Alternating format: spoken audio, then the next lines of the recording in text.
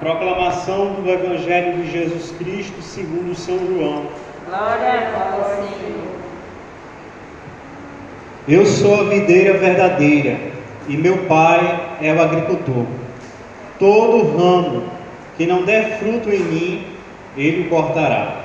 E podará todo que der fruto, para que produza mais fruto. Vós já estáis puros pela palavra que vos tenho anunciado. Permanecei em mim, eu permanecerei em vós. O ramo não pode dar fruto por si mesmo, se não permanecer na videira. Assim também vós não podeis tampouco dar fruto, se não permanecerdes em mim. Eu sou a videira, vós os ramos. Quem permanecer em mim e eu nele, esse dá muito fruto, porque sem mim nada podeis fazer. Se alguém não permanecer em mim, será lançado fora como o ramo. Ele secará e hão de ajuntá-lo e lançá-lo fora ao fogo e queimar-se-á. Se permanecerdes em mim e as minhas palavras permanecerem em vós, pedireis tudo o que quiserdes e vos será feito. Nisto é glorificado meu Pai, para que deis muito fruto e vós torneis meus discípulos. Palavra da salvação. Glória a vós, Senhor.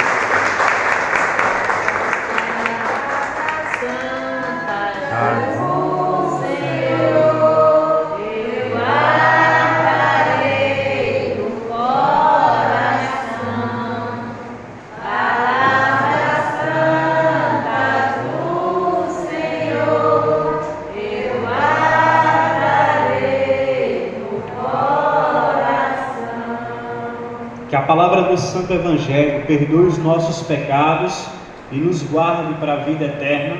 Amém. Uma boa noite a todos. Bem, ontem eu fiz a leitura do Evangelho de São João também, no capítulo de número 3, que não foi o Evangelho do dia, porque o capítulo 15 é a continuação do Evangelho do dia. E ontem, por ser o primeiro dia do mês de maio e também ser o Dia dos Trabalhadores, e por iniciar esse mês falando sobre Nossa Senhora, eu havia resolvido pregar a respeito do primeiro milagre de Nosso Senhor Jesus Cristo, que foi transformar a água em vinho. Mas hoje, lendo o Evangelho de hoje, do domingo de hoje, que é 2 de maio de 2021, eu me deparo também com a figura da videira. E quando a gente fala em videira na Bíblia Sagrada, a gente lembra logo das uvas. E ontem se falou do vinho, que vem da uva, e hoje se fala novamente da uva. E a gente vê que na história do povo de Israel, a figura da videira, a figura do povo de Israel, era identificada como uma videira, como um pé de uvas. A gente sabe muito bem, quem já viu um pé de uva, que ela dá muitos ramos, né? Tem muitos ramos o pé de uva e ela pode ser uma árvore frondosa. Ela cresce muito.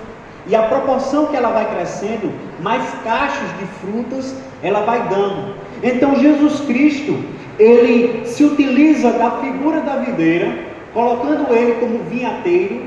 A palavra vinhateiro significa aquele que cultiva uvas, ou aquele que planta uvas. Jesus Cristo diz que ele é o vinhateiro e nós somos a semente, ou nós recebemos a semente, né, das uvas que irão dar fruto no futuro. Então Jesus Cristo, ele começa dizendo: eu sou a videira verdadeira e meu Pai é o agricultor. Deus é o agricultor, Jesus Cristo, ele é a videira, ele é o pé de uva e nós somos as uvas. Ou seja, nós somos os frutos que Cristo colheu, que Cristo plantou, que Cristo preparou, que Cristo projetou para a salvação de todos.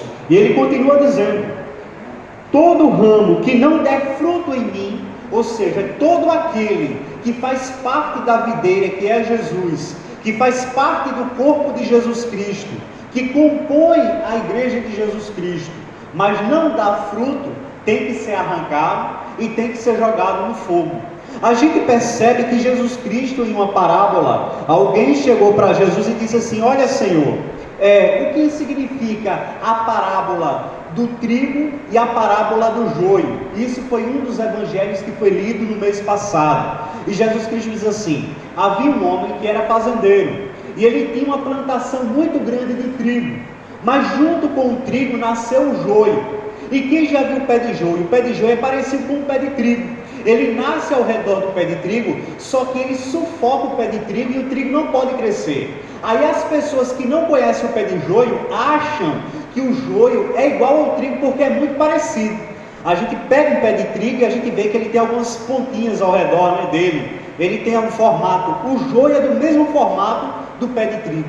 Aí os trabalhadores daquela colheita disseram assim: olha, Senhor, como é que a gente vai fazer? O Senhor quer que a gente arranque o joio junto com o trigo? Como é que a gente vai fazer aqui para retirar o joio de junto do trigo? Aí o patrão da propriedade disse assim: deixe chegar o tempo da ceifa, deixe chegar o tempo da colheita, porque quando chegar o tempo da colheita, eu, o patrão, irei pedir que arrancassem juntos tanto o joio como o trigo, mas o joio será lançado no fogo e o trigo ficará para se fazer o pão. Da mesma forma são as uvas que não derem frutos, as uvas que não derem os frutos que Deus quer. Se a gente não der os frutos que o Senhor quer, para a vida, para a obra dEle, para a graça dEle, para o poder dEle, nós nunca podemos fazer parte do reino de Deus.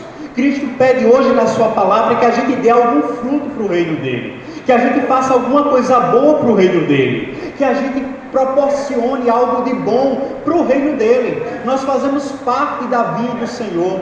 Cristo Jesus nos vocacionou, Cristo Jesus nos chamou, Cristo Jesus, Ele chamou cada um pelo nome e nos deu um dom especial e nos deu uma graça especial para fazermos parte dessa vinha que Ele é o proprietário, que Ele próprio é o dono da vinha. Meus queridos amigos e irmãos, quando a gente lê o último livro da Bíblia, que é o livro do Apocalipse, a gente vê a figura de Jesus vindo nas nuvens do céu. E lá no livro do Apocalipse, a Bíblia diz que Jesus Cristo ele vem com uma foice na mão. E muitos aqui, todo mundo sabe, todo mundo conhece, quem aqui trabalha na agricultura, quem aqui tira capim, tem uma foice. E o incrível que o autor do livro do Apocalipse, ele usa a figura da foice para falar da ceifa, para falar da arrancar a uva, da arrancar o trigo. E a figura da ceifa do Senhor, e a figura daquela ceifa que Jesus Cristo faz, está aqui presente também na leitura desse evangelho, quando Cristo diz que aquele que não der fruto será arrancado, será cortado, será tirado e será jogado no fogo. Então Jesus Cristo, por meio da sua palavra, ele vem dizer que aqueles que não fazem a vontade dele, que aqueles que não obedecem a ele, e que aqueles que não reconhecem ele como seu Senhor e Salvador, não podem fazer parte da salvação que Deus preparou para todo mundo. Porque nós sabemos de uma coisa: Jesus Cristo é o herdeiro e nós somos os co-herdeiros juntos com Jesus do céu. A palavra de Deus diz que Jesus Cristo ele é o primogênito do Pai. E nós somos o quê? Filhos de Deus. Se nós somos filhos de Deus, quem é o primeiro filho de Deus? É Jesus Cristo. Se Jesus Cristo é o primeiro, se Jesus Cristo é aquele que inaugurou o céu para todos entrarem, nós iremos também para o céu, assim como Deus prometeu na sua palavra. Mas nós devemos nos configurar com Jesus, dar os frutos que Ele quer, dar os frutos que Ele deseja, frutos de graça, frutos de bênção, frutos de misericórdia, frutos de mansidão, frutos de compaixão, frutos de pureza e frutos de amor. Aqui no versículo de número 5, o autor do Evangelho de João, ele diz assim: se alguém não permanecer em mim, será lançado fora, como ramo ele secará, e hão de ajuntá-lo e lançá-lo ao fogo, e queimar-se-á. Quando a gente arranca uma planta que não serve mais para aquela outra planta, quando a gente arranca um ramo de uma planta e joga fora, aquele ramo, aquela planta, ela vai secar, ela vai murchar, porque ela não tem raiz para beber a água do solo, ela não tem raiz para se alimentar dos nutrientes da terra. Da mesma forma é quando Cristo Jesus tirar de junto dele aqueles que não servem para o reino dele.